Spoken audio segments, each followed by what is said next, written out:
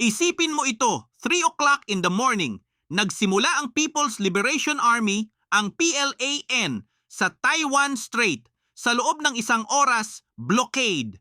Walang barko, walang eroplano papasok o papalabas ng Taiwan. Day 1, blockade. Day 2, missile strikes. Day 3, Pilipinas, kasama na sa giyera. Hindi ito pelikula. Hindi ito malabong possibility. Ito ang pinakamalamang na sitwasyon kung mangyari ang pinaka-dreaded na senaryo sa Indo-Pacific at ang Pilipinas ang nasa gitna nito, gusto man natin o hindi.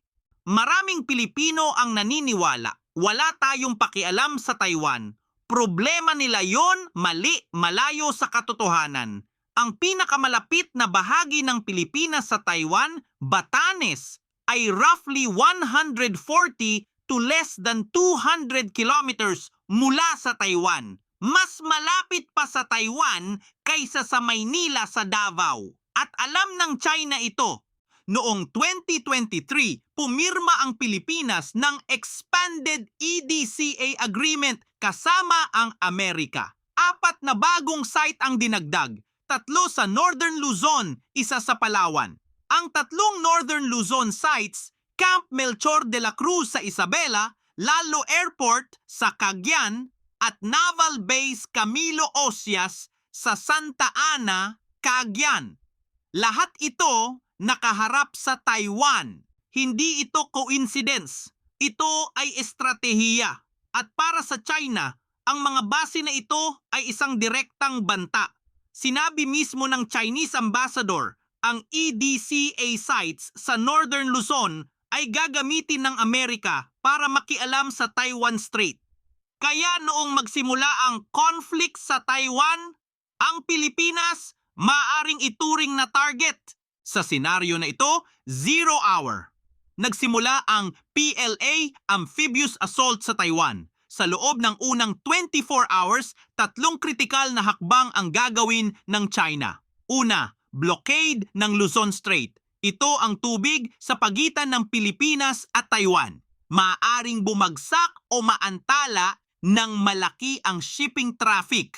Pangalawa, ang China's Eastern Theater Command ay mag-aaktibo ng submarino at surface warships sa Philippine Sea, direkta sa silangan ng Pilipinas.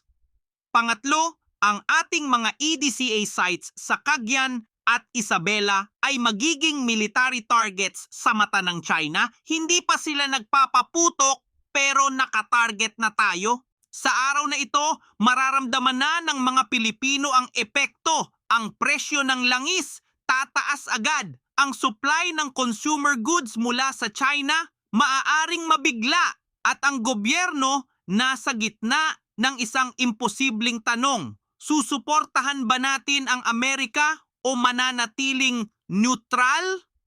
48 hours. Lumalaban pa rin ang Taiwan. Nagsimula nang mag-deploy ang US Navy. At ngayon, ang pinakadelikadong oras para sa Pilipinas.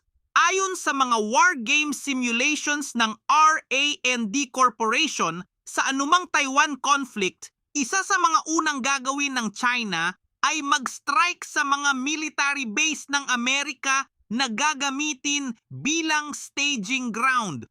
Ang 3 EDCA sites sa Northern Luzon, Lalo, Camp Melchor at Camilo Ocias, nasa range ng ilang long-range ballistic missile systems tulad ng DF-2-1 series at DF-26.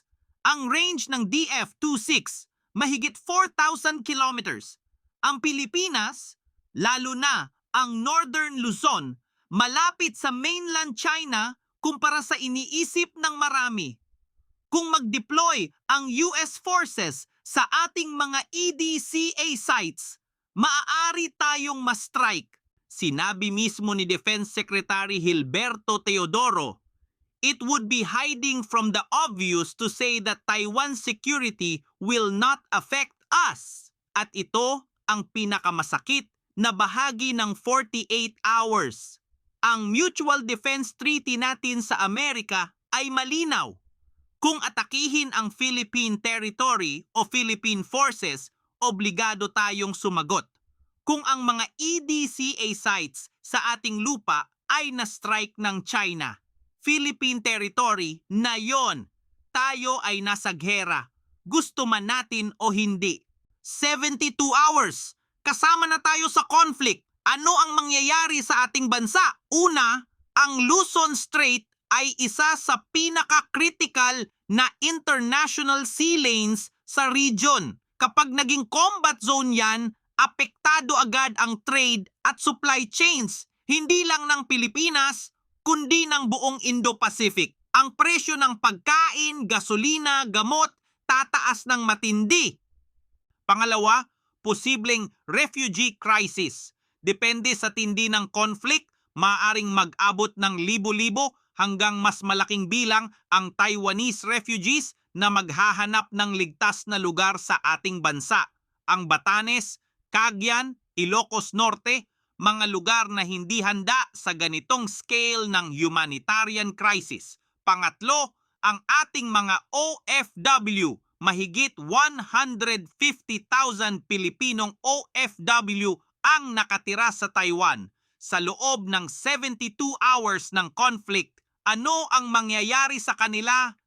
Pangapat, ang economic impact. Ang Pilipinas ay malaki ang inaangkat na produkto mula sa China, isa sa ating pinakamalalaking trading partners. Lahat iyon maaantala o maputol agad. Hindi lang ito isang military crisis. Ito ay isang economic crisis, humanitarian crisis, at existential crisis. Lahat sabay-sabay. Maraming magsasabi, maging neutral na lang tayo. Huwag sumali. Ang problema, walang neutral sa ganitong sitwasyon. Narito tayo sa gitna ng First Island Chain. Ang ating geografiya, hindi natin ito mabago. Ang ating Mutual Defense Treaty sa Amerika, existing na ito bago pa man ipanganak ang karamihan sa ating mga politiko. Kahit sabihin ng Pilipinas na neutral kami, ang China ay titingnan ang Cagayan Base na may American pre-positioned equipment bilang hostile. Ang neutrality sa ganitong sitwasyon ay isang luxury na wala tayong kayang bayaran. Sinabi ni President Marcos mismo, "It's very hard to imagine a scenario where the Philippines will not somehow get involved." Kaya naman ang tanong ay hindi kung makikilahok tayo, kundi gaano kahanda tayo. Ang ating military modernization, sapat na ba? Ang ating defense budget, sapat na ba para protektahan ang 110 milyong Pilipino? Ang ating mga leader may malinaw bang plano? Ito ang mga tanong na dapat nating itanong sa ating gobyerno ngayon pa lang bago pa man mangyari ang hindi natin inaasahan. Mag-like at mag-subscribe at panoorin ang mga video na nasa screen ngayon.